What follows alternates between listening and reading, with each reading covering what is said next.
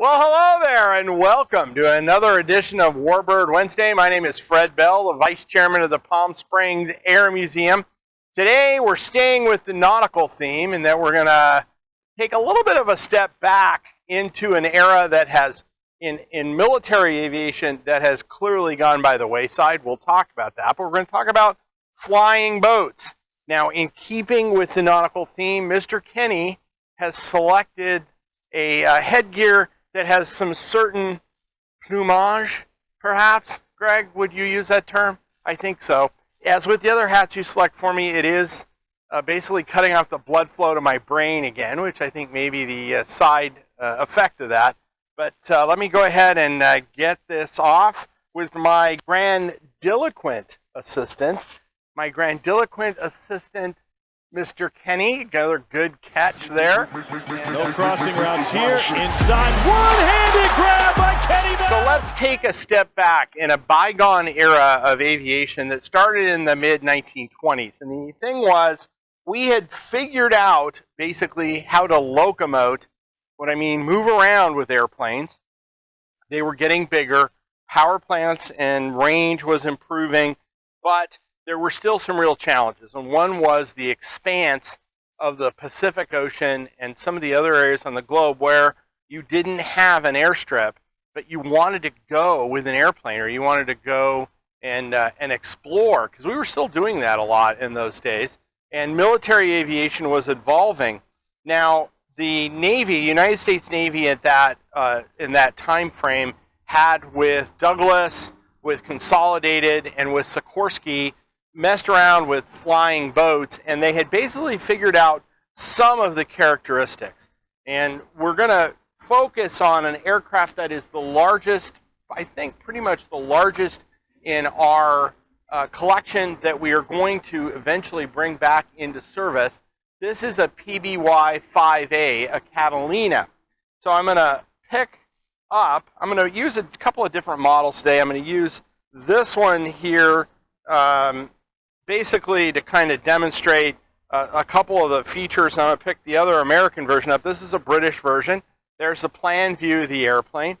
Now, the PBY 5A, or the PBY, there goes another one of those fine aviation products as we are outdoors working through this.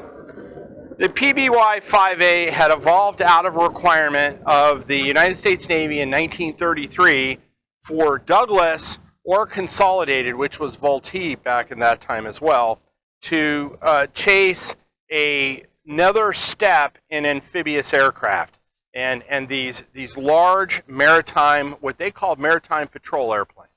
And so that was what came out of this. So the design features were an 1830 power plant, a very, very big wing. By the way, this wing on this airplane, if we turn this aircraft into the wind, on windy days here, it wants to take off. It will fly. This is a huge wing. We'll talk about that. But and then, of course, these step hulls. So you see how the hull is kind of stepped down. And the idea by that is as the boat picks up speed, it lifts out of the water. If you have your nice Chris Craft cabin cruiser, which Greg has one, obviously, and he puts it up to power, and you talk about when the boat gets up on step, that's basically the same thing with these flying boats, and then they get to the point where the wing just basically lifts them out of the water. But this was all new technology at that time. So you had this hull, you had a little bit larger power plant than what they had been using previously, a very big wing, and a lot of range. Now, out in the Pacific, that was critical, because if you were going to put down in the Pacific, you had to have. And when I talk about range, when we talk about aircraft range, we're really talking about endurance. This airplane could have up to, with fuel bladders and everything, a 10-hour endurance and carry 10 crewmen, if you can believe that. It wasn't incredibly fast. It flew at cruising speed at about 125 miles an hour, which meant your grandmother with a slingshot could have shot this thing down, but that's not what it was designed to do.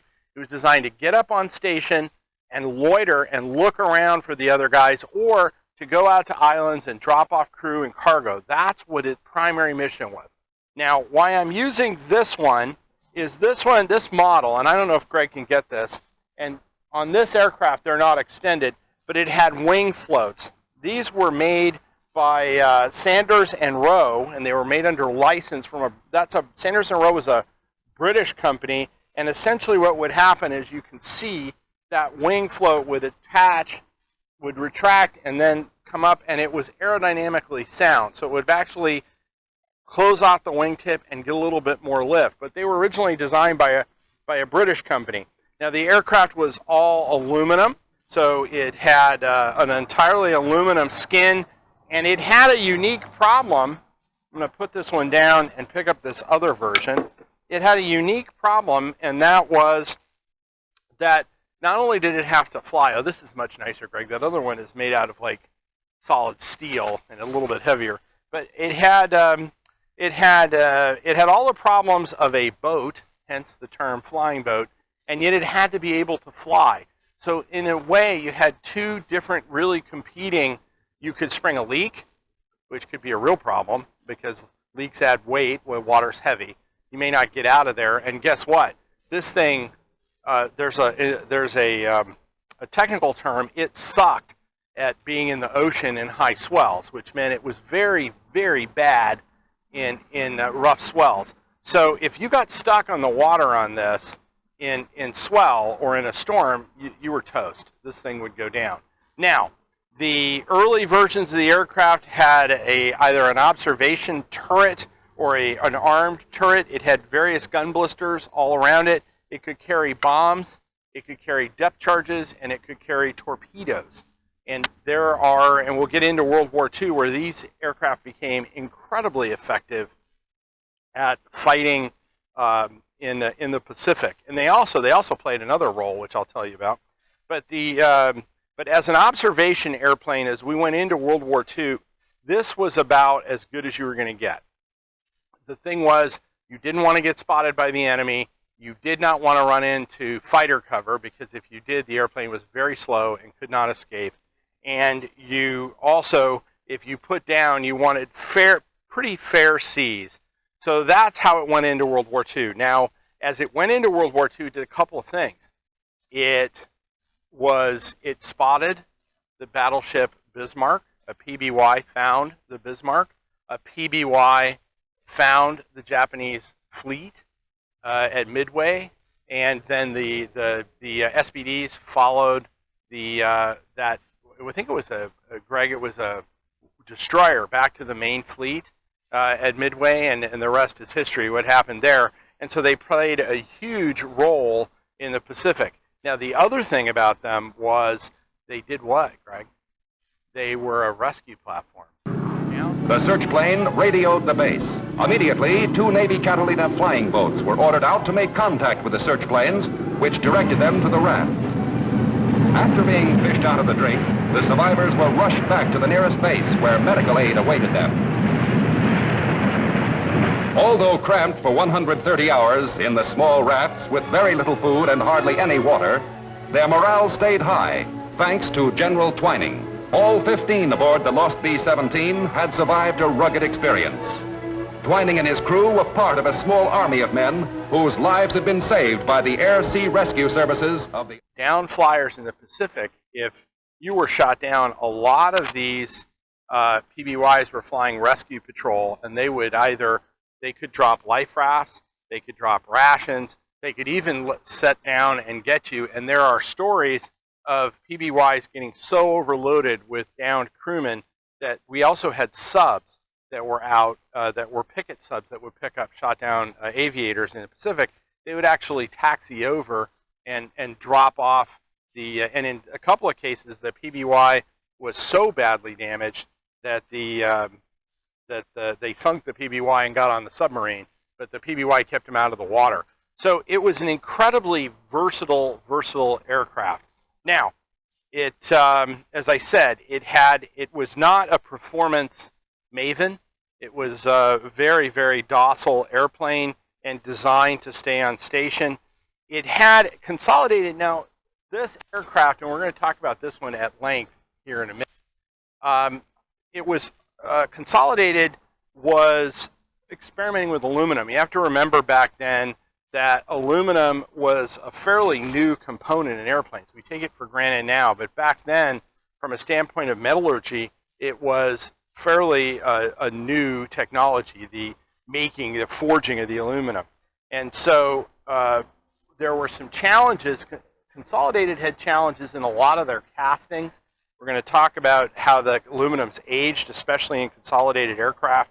But they were experimenting with it, and it wasn't always good. This airplane didn't have the design problems that the Liberator had, that flew in, that was also a consolidated product, where it had a very, very weak wing root and would fold up on cruise. This one, the B-24, this one didn't have that problem in that it was quite sturdy. They also flew as night fighters in the Pacific. They were known as the Black Cats.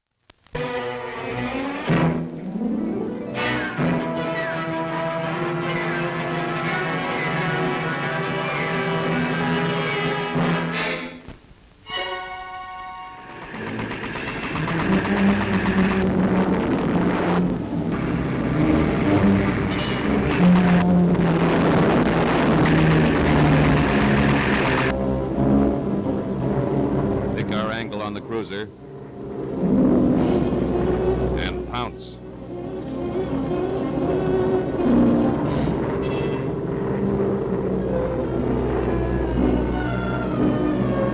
Press the pickle and lay an egg. A hit.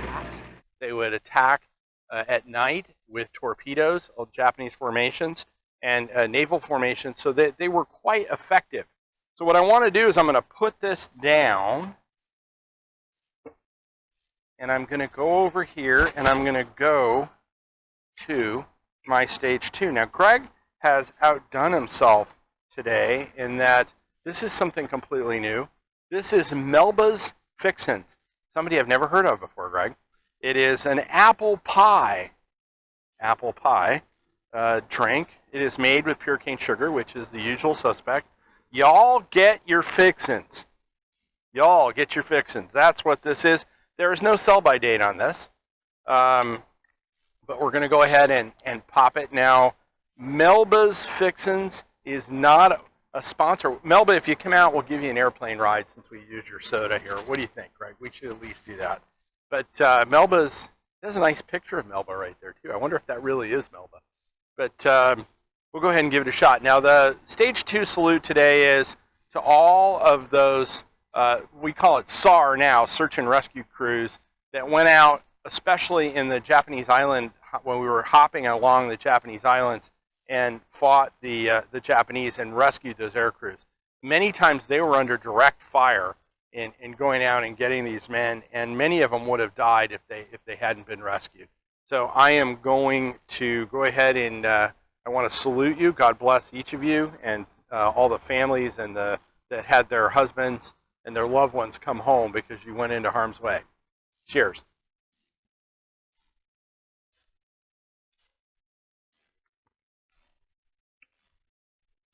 That actually tastes, yeah, it's good. Greg is like rubbing his little tummy. It tastes like apple pie, believe it or not. It actually is pretty true. Greg, I can't believe this, that you didn't poison me, but this one actually does taste like apple pie. It does have pure cane sugar in it, though. So what do, Greg? We put that down. We step away from the bad juice there.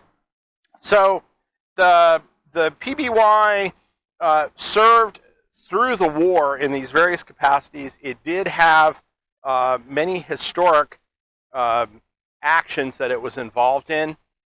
It was retired very quickly after the end of World War II. And the reason was pretty clear. It was a relatively slow airplane. They were a huge target. So we have a number of flying boats here today, from the Mars to one of the Martin boats, a cross section. So they were retired. The flying boats were retired at the end of World War II rapidly, and the reason for that was quite simply they were big targets. They were slow. They used up a lot of resources, and a technology, Greg, that was coming in, the helicopter, replaced them. The helicopters could take off of aircraft carriers. They could land directly. as they got more weight, they could carry more weight and more range, they really made these aircraft obsolete. Now, that was not the end of the line for the PBY. The PBY continued to serve with Alaska Coastal Airlines as an example, which with this airplane, which we'll talk about. And they also were involved in firefighting activities. They actually flew with the United States military up until 1957, and then they flew on. This aircraft flew all the way until 2002 as a fire bomber, although it was painted, it looked like a big piece of chewing gum. It was painted later in life in a, for some soda commercial or something, it was painted like this really hideous bright green.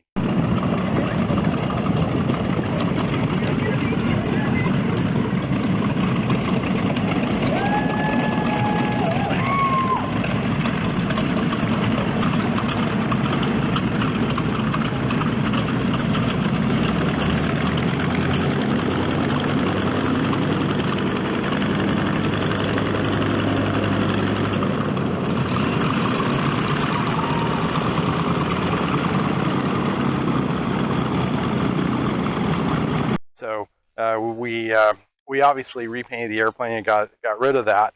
But they went on and had other lives like everything else. And this airplane, as an example, was converted, because we're going to talk about this airplane now.